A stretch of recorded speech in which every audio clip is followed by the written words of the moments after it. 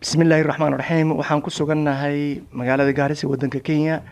waxaan la kulmay qoyskan oo dhibaato weyn ay ka muuqato gabadhan yar. gabadhan oo lugteeda bidix ay aad iyo aad u dhamaatay. cudur ayaa ku dhacay saa ujeediin. cudurkan uu ku sifidaya. waxaan rabaa inaan aabeed ka weydiiyo sababta cudurkan keenay. magaca marka ku horeyso. bismillaah magacayga waxaa la dhahaa xamdi xuseen cabdow.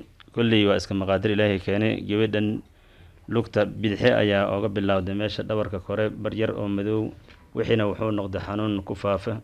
adii hadda waxaa 7 sano ooga dhiman 1 bil 5 sano ayay xanuunsan tahay. marka lugtan oo ujeedna inay dhamaatay maxaa uga dhacay gabadha markii ugu horreysay ku aragtay? intaan hadda safar dhibac yar oo madow ayaa halkan ka bilaabatay. wixii wuxuu noqday cudur ku faafay ilaa sintan. waan la xarbiyay isbitaallo badan ayaan geeyay, Kenyatta ayaan geeyay ilaa Akhan. hadda kolley waxay dhaheen dhakhtariinta cudur waxay sheegeen la dhahay scleroderma.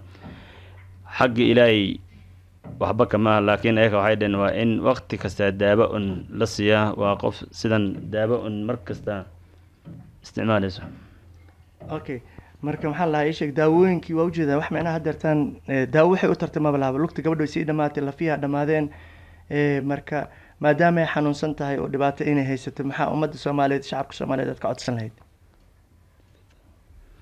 kolley deeqda rabbi ayaa bixiyaa. waa cunug yar, in badanna waan la xarbiyey. dee qofkii walaal oo soo caawin kara waxaan rabaa in la soo caawiyo. okay, gabadha magaceeda muxuu ahaa? Ikhlaas Xamdi Xuseen. saa ujeediin gabadhan Ikhlaas waa 7 jir. waxaa uga dhiman bilo Soomaan 7 sano. 1 bil ayaa uga dhiman 7 bilood 7 sano. waa gabar aad u yar. waxay u baahan tahay mustaqbal. lugteedana allahu aclam waxay noqon doonto. lugtu way dhamaatay saa sawirka ugu jeediin. marka qoyskan qoys iska dan yar ah. soo abood noo sheegay aad iyo aad aabaheed u dadaalay. isbitaallo dhakhaatiir badan uu geeyay, laakiin dhakhtarkii saxa ah muuna helinin. marka waxaan ka caawin karno dhaqaala iyo wixii macnaha aan ka caawin karno gabadhan saqiirta ah, waxaad kala soo xiriiri doontiin aabaha taleefankiisa oo dusha uga qoran si aa u caawisiin. 0720 50 7376. haddana macnaha insha allah waxaan ku wareejin doonaa Sharmaarke oo ka mid ah dadka khayrka ka shaqeeya oo reer Gaarisa asagana ah maasha allah. wax badan nagala shaqeeyay saa macnaha hore u aragteen. السلام عليكم ورحمة الله وبركاته. عبد موسى oo ka tirsan ururka Garissa Muslim Youth Organization oo dadka caawiyaan. gabadhan Ikhlaas Xamdi Maxamuud Xamdi Xuseen muddo 2 bil ka hor ayaan aragnay xanuunkeeda.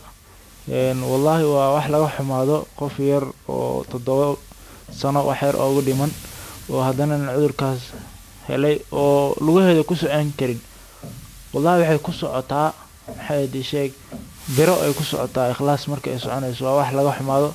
dhammaan muslimiinta waxaan ka codsanaynaa gabadhan ilaahay dartiis inaan u soo caawino, waayo waxay nooga baahan tahay garab maanta si ay maxay sheeg u hesho caafimaad.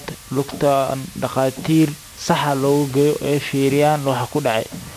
aabeed sidoo sheegay uu rafaaday intaas oo sano ayuu la daba dhacay.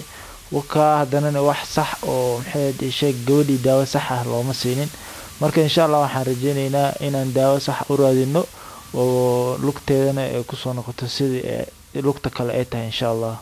walaalayaal soo caawiya insha Allah. waxaan oganahay in cudurkan uu ku sii fido jirkeeda. wuuna ku sii fidayaa saan u jeedo.